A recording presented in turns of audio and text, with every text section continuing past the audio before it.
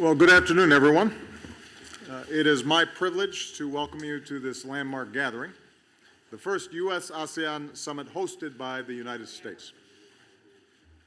This reflects my personal commitment and the national commitment of the United States to a strong and enduring partnership with your 10 nations individually and to Southeast Asia as one region, as one community, ASEAN.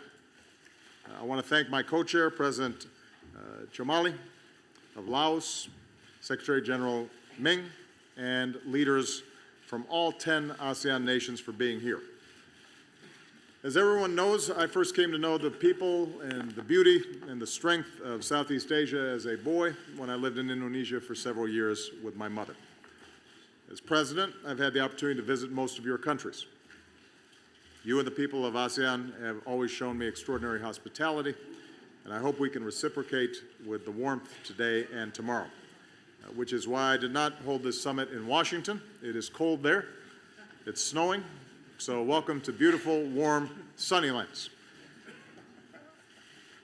As president, I've insisted that even as the United States confronts urgent threats around the world, our foreign policy also has to seize on new opportunities. And few regions present more opportunity to the 21st century than the Asia-Pacific. That's why early in my presidency, I decided that the United States, as a Pacific nation, would rebalance our foreign policy and play a larger and long-term role in the Asia-Pacific.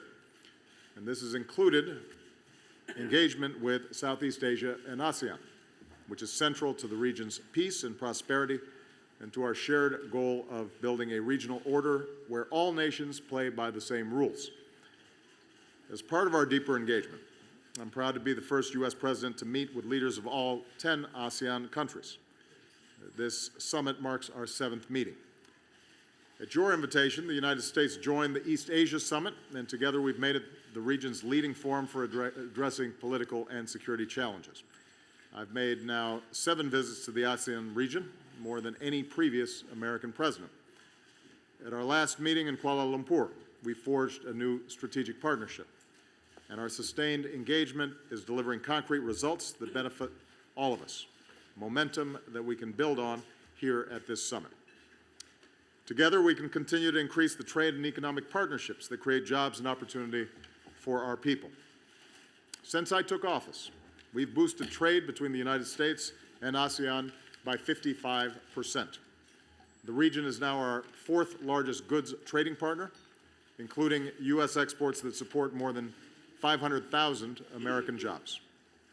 U.S. companies have been the largest source of foreign investment in ASEAN, one of the many reasons that the region's GDP has surged in recent years, lifting people from poverty into the middle class. I want to take this opportunity to again congratulate my fellow leaders on the formation of the ASEAN community, which is another important step toward integrating your economies. Here at this summit, we can build on this progress and do more to encourage entrepreneurship and innovation so that growth and development is sustainable and inclusive and benefits all people. Together, we can also continue to increase our security cooperation to meet shared challenges. In recent years, the United States has increased our maritime security assistance to our allies and partners in the region, improving our mutual capabilities to protect lawful commerce and to respond to humanitarian crisis. Here at this summit, we can advance our shared vision of a regional order where international rules and norms, including freedom of navigation, are upheld and where disputes are resolved through peaceful legal means. Together, we can continue to support the aspirations and dignity of our citizens. The historic election in Myanmar and the transition now underway gives hope for a nation that is inclusive, united, peaceful, and democratic. In joining the TPP, Singapore, Vietnam, Malaysia, and Brunei have committed to high labor and environmental standards. I'm very proud that our Young Southeast Asian Leaders Initiative is helping to empower young men and women who are shaping the region every day. As you know, I've held a number of town hall meetings with these remarkable young people. And their idealism, their courage, their willingness to work for the future that they believe in should all give us hope. As leaders, we have to answer their aspirations. And here at the summit, we can reaffirm that strong, prosperous, and inclusive societies require good governance, rule of law, accountable institutions, vibrant civil societies, and upholding human rights. Finally, together, we can continue to do more around the world to meet transnational challenges that no one nation can meet alone. As we were reminded again by the attack in Jakarta last month, the scourge of terrorism demands that we stay vigilant, share more information, and work cooperatively to protect our people. Just as our nations work together to achieve a strong climate change agreement in Paris, now we need to implement that agreement and step up investment in clean, affordable energy, including for developing countries. So, economic growth that is inclusive, creating opportunities for all, mutual security and the peaceful resolution of disputes, human dignity, including respect for human rights and development that is sustainable. That is our vision, and that's what brings us here together today. I want to thank all of my fellow leaders for being here and for your commitment to a strong U.S.-ASEAN partnership. And given the extraordinary progress that we've achieved together these past 7 years, I'm confident that we can continue our momentum at this summit.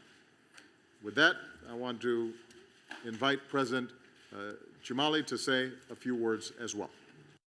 Mr. President.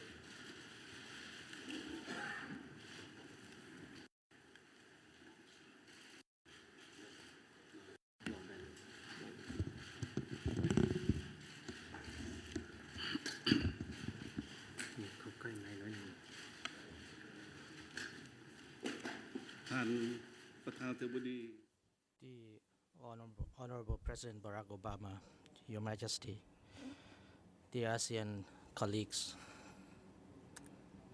At the outset, it is my great honor and pleasure to co-chair this ASEAN-US Special Summit. And I wish to express my heartfelt gratitude to President Barack Obama for the warm welcome and hospitality extended to my delegation, as well as for the excellent arrangement made for this summit, being held here in this beautiful city of Sunnylands. Taking this opportunity, I would also like to express my condolences to the U.S. government on the passing away of Mr. Antonin Scalia, Associate Justice of the U.S. Supreme Court. Once again, on behalf of the Lao government, I wish to extend my deep sympathy and condolences to the government and people of Indonesia, especially to the families of victims of the recent terrorist attack happened in Jakarta on the 14th January 2016. Dear colleagues, United States is one of ASEAN's important dialogue partners, and the cooperation between ASEAN and the U.S. has continued to be enhanced and strengthened since the establishment of our relations in 1977. Importantly, at the third ASEAN-US Summit held in Kuala Lumpur, Malaysia in November 2015, both sides agreed to elevate ASEAN-US relations to a strategic partnership and also adopted the joint statement on the ASEAN-US strategic partnership, as well as the ASEAN-US plan of action for the period of 2016 to 2020, based on the progress and achievements made over the years in the ASEAN-US cooperation. This ASEAN-US Special Summit is providing us an excellent opportunity to exchange our views and also provide direction for our officials in order to implement the outcome of the previous ASEAN-US Summit in view of further strengthening our strategic partnership for the promotion of durable peace, stability, and prosperity for the future benefits of our nations and peoples. As chair of ASEAN in 2016, Dilaupida stands ready to work closely with other ASEAN member states and the U.S. in order to ensure that this strategic partnership will bring about fruitful results. I firmly believe that our deliberation in this summit will also be crowned with a great success. Thank you. Thank you very much.